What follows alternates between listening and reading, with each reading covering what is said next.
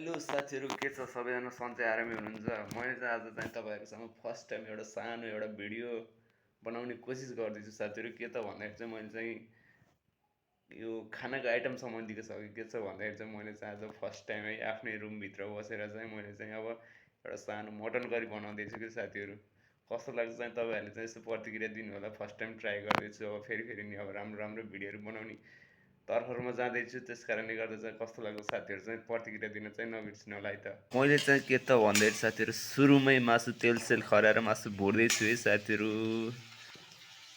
राम्रोसँगै भुटिए जस्तो छ। अब चाहिँ त्यसो भएर मैले चाहिँ सुरुमा चाहिँ नुन हाल्दैछु। त्यसपछि चाहिँ साथीहरू मैले चाहिँ टक्क लाएर बेसार हाल्दैछु है साथीहरू। अब केही छिनमा चाहिँ अरू आइटमहरू पनि फेरि एड गर्दैछु। मैले चाहिँ यो लसुन, प्याज, खुर्सानी, टमाटर आदि सामानहरू चाहिँ पहिले नै काटेर राखिसकेको थिएँ। अहिले बल्ल एड गर्दैछु साथीहरू। लसुन, टमाटर, प्याज इत्यादि आइटमहरू चाहिँ एड भइसकेपछि चाहिँ अब एकछिन चाहिँ यसलाई चाहिँ पाक्न दिनुपर्छ है।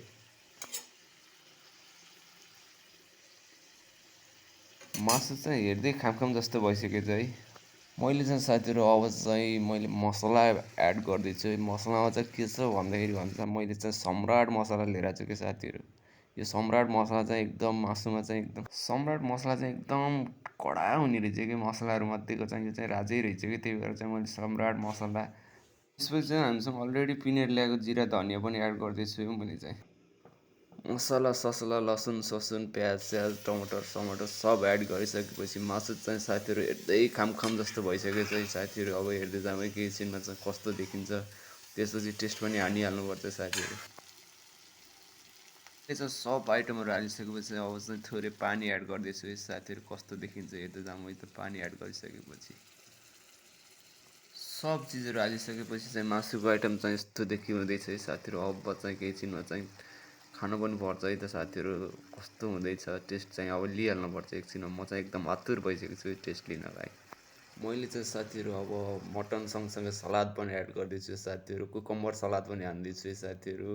कस्तो हुँदैछ त, कस्तो देखिएछ कुकम्बर साथीहरू। कुकम्बर चाहिँ साथीहरू मैले चाहिँ गोलाकार पारामा काटिदिएँ ल। अब चाहिँ मटन सटन रेडी हुन्छ। अब थालमा सब भात सात हालेर अब चाहिँ कुकम्बर सहित मटन करीसँग भात हान्दैछु साथीहरू। मलाई चाहिँ एकदम भोक लागिरहेको छ, एकदम खान आतुर छु साथीहरू। अब चाहिँ हान्दैछु है त ल।